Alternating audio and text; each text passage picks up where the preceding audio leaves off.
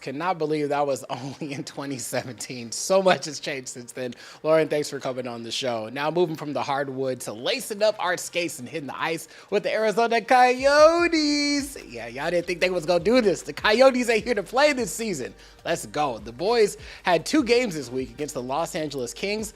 All right, well, we ain't going to talk about that one. Started the season off 3-2. There were some questions about how the Coyotes would start this season. What player has led them the way so far? Who they were doing so well against? What the Coyotes fans should expect against LA as they visit Mullet Arena on Friday? And with that analysis and more is our Coyotes insider, Alec. My guy is here with us in studio right now, and I love it. He is fitted. That's why I had to come dressed up this week. I said I can't have my man out dressing me. The first couple of games of the season, 3-3 on the year. What are your first thoughts? Well, the first 5 games, I would say no. The first 5 games, I thought, yeah, they played really well.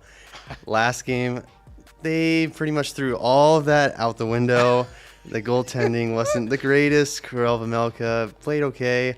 Connor Ingham started the game, gave up 3 goals on his first 9 shots. The Coyotes started on time. They scored their first goal. Jack McBain scored. Yeah. But just bang, bang, bang. 3-1, and then they tried to come back. It was 4-3, and then the Kings scored, made it 5-3. Barrett Hayton hasn't had a point all season. He tips the puck, and you think, okay, it's a goal. Right. Gets called back for offsides.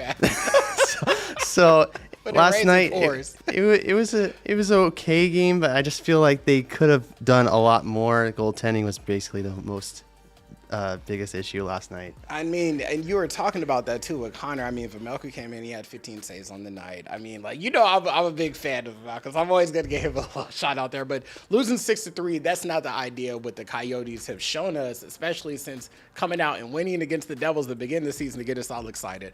That's okay. This team has had a major roster changes the past offseason, and now they look like they gelled easily. But what are your expectations now? Have they met them, or do you feel like, you know what, they still got some work to do?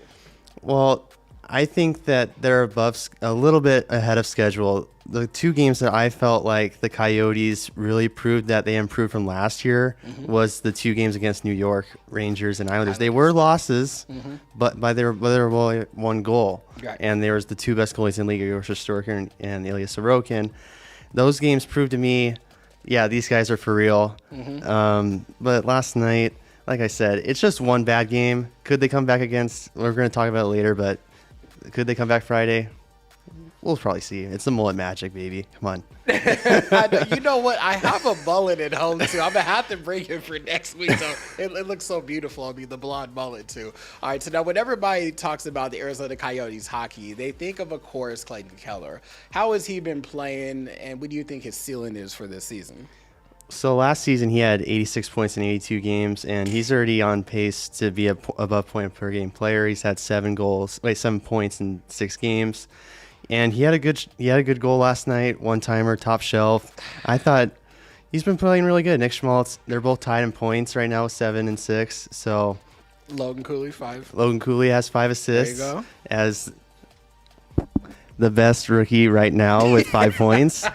Call it out. But yeah, I think Keller, he's going to be 90 plus points this season at least. Jeez. If he can hit 100, it's a possibility. But I think 90, 95 points is probably where we'll see his ceiling at right now. All right, I like it. And then lastly, I wanted to ask you about too. We're looking at the West right now.